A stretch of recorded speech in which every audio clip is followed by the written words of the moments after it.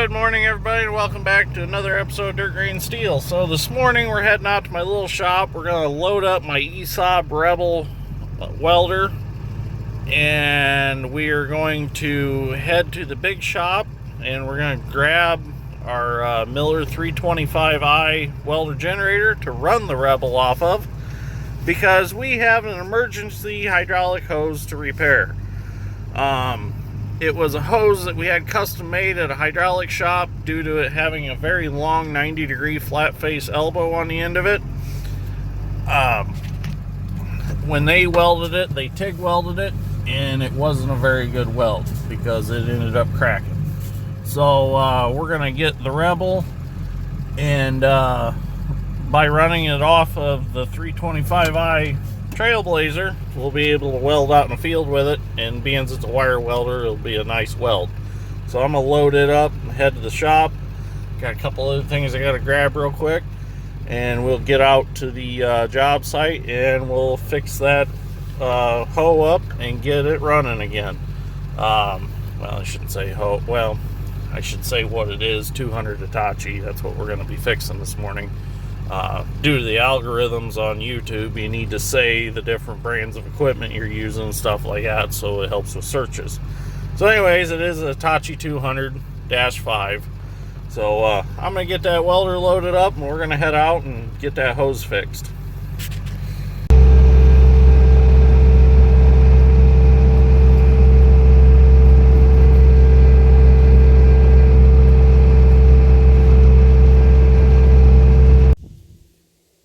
So we got the welders all loaded up, and we are ready to go now.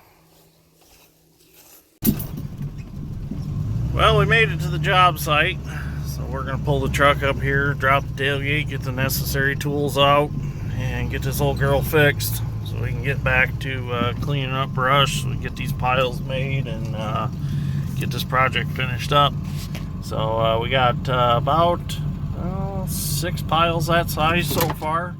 Quite a bit of brush that came off this old levee, so getting this debrushed, and my buddy's gonna bring his drag line and he's gonna dig it all and throw dirt over the side over here and rebuild all this to make it wider, and it'll be taller, be about as tall as them stumps that are sticking up right there. Is going to be the new level of the top of the levee, so it's going to be pretty good size when it's all done. So let's get started here. We got the side panel opened up here on the 200, and as you can see, it's nasty in here because it's just been a mist oil for the last, well, we ran it probably 6 hours like this just to get finished up the other day. So here's where we have the crack. It's right here between this weld and this fitting. So we're going to take this fitting off, take these Allen head screws out, pull this fitting off, and then have Dad back in here with the welders, and I'll just pull this out and we'll weld across the top of here. We might weld all the way around, we'll see. We'll get that welded up, and that should seal it up. The reason I don't want to take this hose off is because of the routing of the hose. It goes through a couple clamps that are pretty hard to get to. They're wedged in between the hydraulic tank and stuff like that, and taking it off the valve body is not the funnest job to do. So the quickest and easiest right now is to just remove these 4 bolts, pull it out here, and then I'll be able to weld it up out here. So I'm gonna get started. Let me go grab some tools.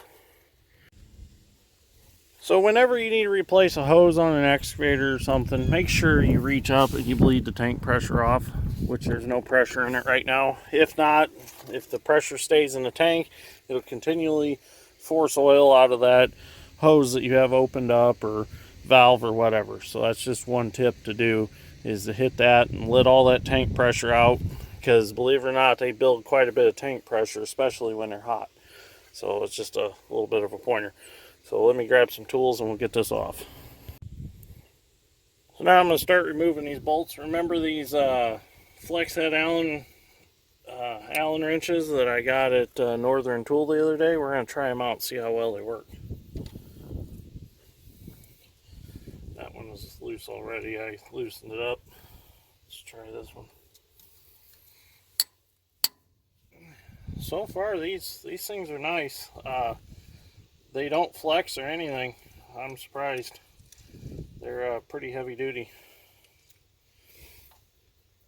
Normal Allen wrench this size would kind of flex in your hand, but these are pretty good. Well, I better grab a pan out of the truck, throw under there. Catch some of the oil. There we go. Catch some of the oil, and if I drop a bowl, it'll go in a pan instead of on the ground. This one might be a little funner. It's kind of snuck in there. Let's see if we can get it from this side. There we go. There we go. Okay, so I do like the flex because that got me up over that into the pump there. If it didn't flex, that wouldn't have done that.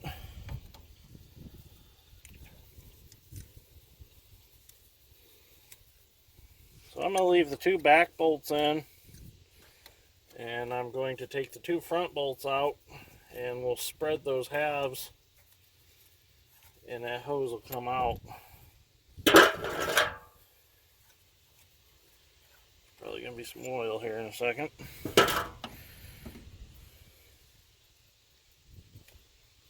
Try not to get dirt in the pump. There we go, not as much oil as I thought. Kind of dirty. It is what it is, though. You can't do nothing about it. You can try, but... Okay, so we got a line off. Get me a mule wipe here real quick to wipe my hands off, get some of the nasty off. Usually I wear latex gloves, but being as I'm trying to video this, I need my hands uncovered so I can touch my camera here. So now that we got this out, we can pull it out here, and we'll be able to weld this easily from right here. You can't even see where it's leaking. It leaks under pressure. At 5,000 psi, you won't see the crack. I mean, it's so fine of a mist, but as you can see, it adds up over time. So it had to be fixed. There wasn't no finish in this job. We got a quarter mile left to do, and just figured we better just stop and fix it. My fear was that it ended up completely breaking off. And if you don't catch them in time, you can pump 50-60 gallon oil out of these reservoirs pretty quick before you can get the key turned off. So it's better just to fix it right now. So I'm gonna go grab some brake cleaner and get all this cleaned up and prepped for welding, and then when the welder gets here, we'll continue the video. So anyways, thanks for watching so far.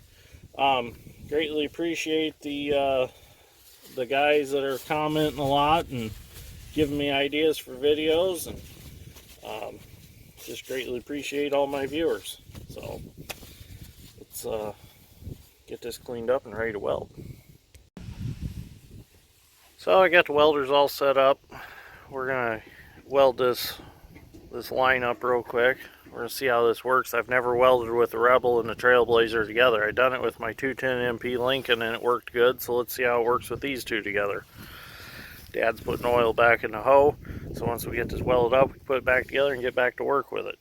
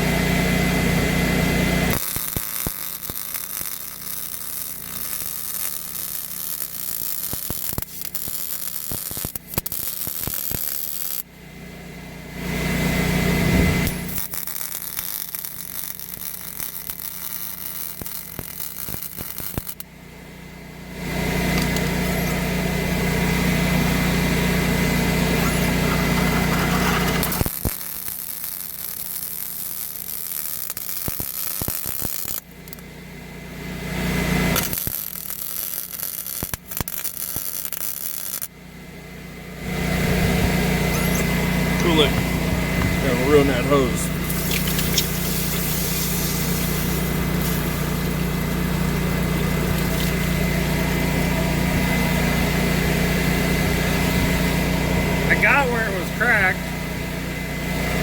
he's leaking. Can you hold it right there?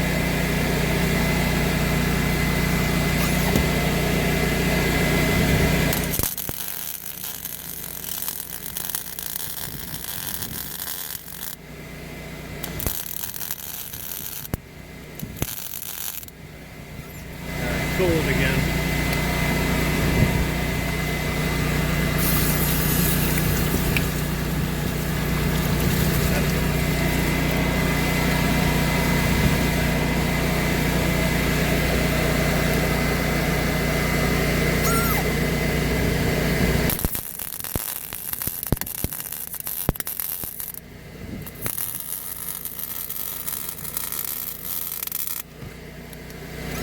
That should be good.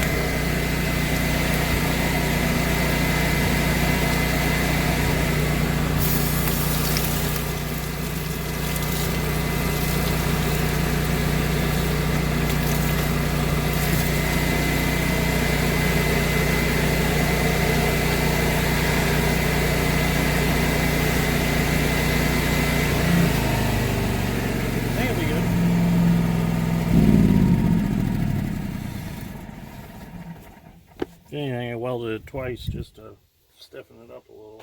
Hopefully it won't crack again. Find the crack in your weld? Yeah, I seen it. So I think we're good.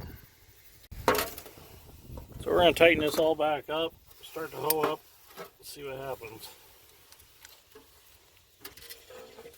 I really like these new Allen wrenches that I got from Northern Tool. It's pretty nice that you can straighten them out and use them like this to tighten stuff up pretty quick, and then fold them over and really get to tighten them.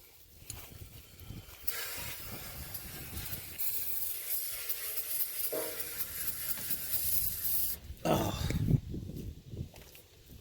A little bit of nasty stuff smushing out of there.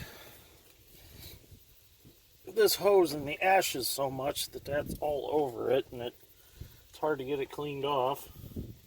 It's in every little nook and cranny, so when you start tightening stuff up, it comes out.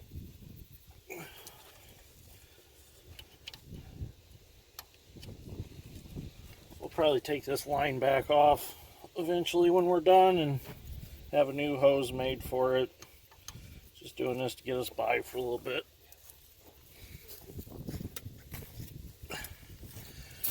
Okay, time to see if it leaks. I welded it, so it probably will leak. So,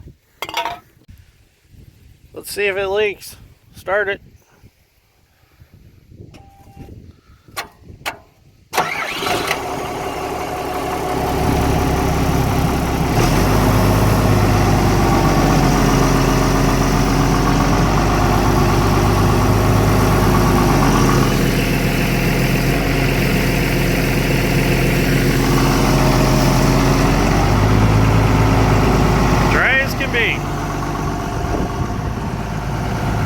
It's fixed, so now we can go back to work with it.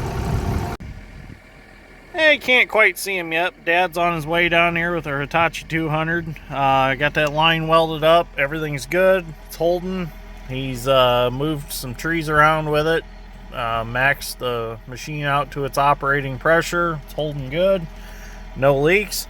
So he's coming down here. He's going to finish stacking the brush pile behind me.